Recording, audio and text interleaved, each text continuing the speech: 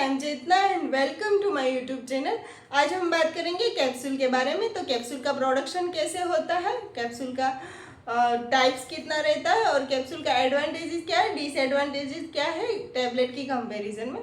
तो पहले हम ये देख लेते हैं कैप्सूल के टाइप्स कितने रहते हैं। तो कैप्सूल है वो दो टाइप्स में रहती है। अगर हम उसको मैन्युफैक्चरिंग के हिसाब से क्लासीफाई करें तो एक है वेज कैप्सूल और दूसरा है non veg capsule. Veg means vegetarian capsule, उसमें टाइप्स आता है HPMC। तो HPMC का फुल फॉर्म क्या है, हाइड्रोक्सी प्रोपाइल मिथाइल सेल्यूलोज।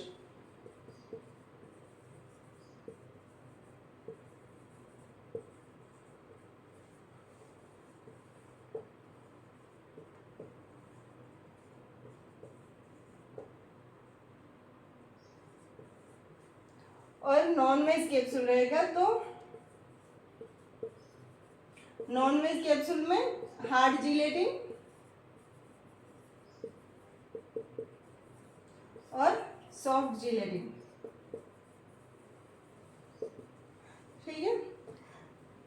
तो वेज कैप्सूल क्या है, क्योंकि ये है नेचुरल सोर्स में से बनाया हुआ है, जैसे कि कोई ट्री है उसके वुड पल्प में से उसको बनाया हुआ है, इसलिए इसको वेज कैप्सूल बोलते हैं। उसको नॉन वेज क्यों बोलते हैं, क्योंकि ये है जिलेटिन नाम का जो केमिकल है जिलेटिन, ये अगर कोई एनिमल है उसकी स्किन कार्टिलेज है उसके बोन है उसको बॉईल करके बनाया रहता है, इसीलिए इसको नॉन वेज बोलते हैं।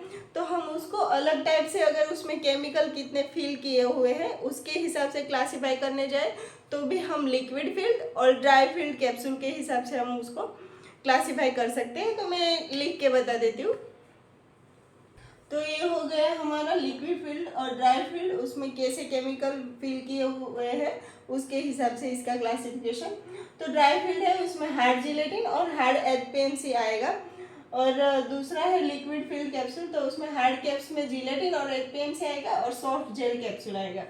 तो आप उसको देख के ही आपको समझ में आ जाएगा कि ये हार्ड है और सॉफ्ट है, उसके हिसाब से आपको समझ में आ जाएगा।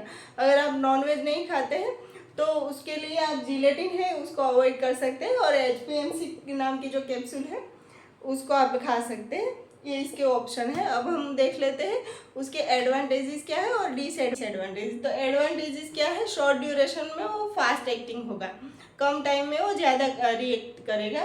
दूसरा है टेस्टलेस। अगर हम टेबलेट खाते हैं तो उसका बीटर टेस्ट अगर हम खाए हैं उसके बाद भी थोड़ी थोड़ी स्मेल आएगी, तो कैप्सूल में ये एडवांटेजेस है, उसकी स्मेल नहीं आएगी और टेस्टलेस भी रहेगा। दूसरा है हायर ड्रग एब्जॉर्प्शन। कैप्सूल में क्या रहेगा, उसमें जितना ड्रग है वो फिल किया हुआ है कैप्सूल शेल में, तो वो कैप्सूल शेल हमें जहाँ पे चाहिए वहाँ पे जाके वो ब्रेक होगा, तो ड्रग है वो टोटली वहाँ पे मिलेगी। तो वो रहता है हायर ड्रग एब्जॉर्प्शन और हायर बायोअवेलेबिलिटी, दोनों कोऑर्डिनेट है। अब देख लेते हैं उसके डिसएडवांटेजेस। तो डिसएडवांटेजेस में क्या है, लेस ड्यूरेशन।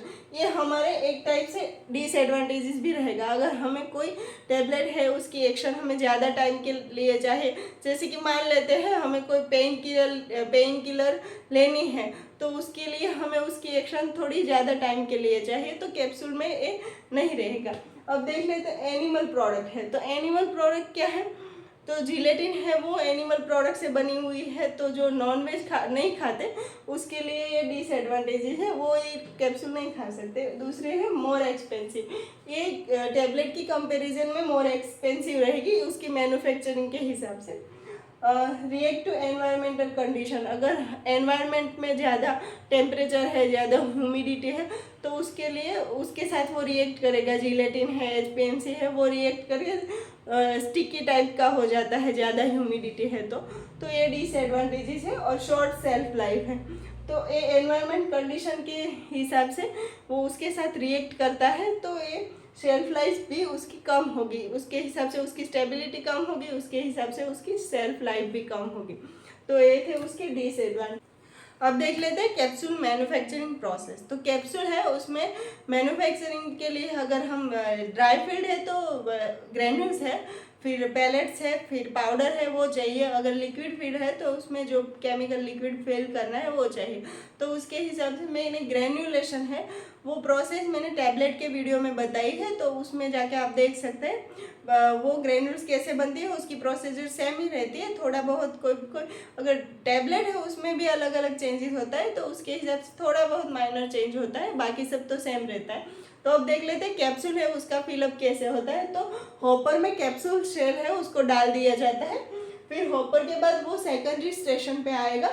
सेकेंडरी स्टेशन पे आने के बाद वैक्यूम प्रेशर क्रिएट होगा और कैप्सूल शेल है उसकी कैप्स और बॉडी दोनों सेपरेट हो जाएगी। फिर अपर और लोअर डाई है वो सेपरेट होने के बाद पाउडर वहाँ पे आएगा, और पाउडर है पैलेट्स है ग्रैन्यूल्स है जो हमें उसमें फिल करना है वो ऑटोमेटिक फिल हो जाएगा। ऑटोमेटिक फिल होने के बाद वो अलग स्टेज में जाएगा और डिस्प्लेस होकर शेल और जो बॉडी है वो दोनों फिर से सील हो जाएगा। उसके बाद वो फिल की हुई कैप्सूल है वो ऑटो इजेक्टेड हो जाएगी। इजी है, ज़्यादा प्रोसेस हार्ड नहीं है। अगर आपको वीडियो देखना है मशीनरी में कैसे उसका फिलअप होता है तो वो आप यूट्यूब में जाके सर्च करोगे तो उसमें भी आपको मिल जाएगा। तो ये थी पूरी कैप्सूल की प्रोसेस। आई होप आप सभी को समझ में आया होगा। मिलते हैं नेक्स्ट वीडियो में, तब तक के लिए जय हिंद।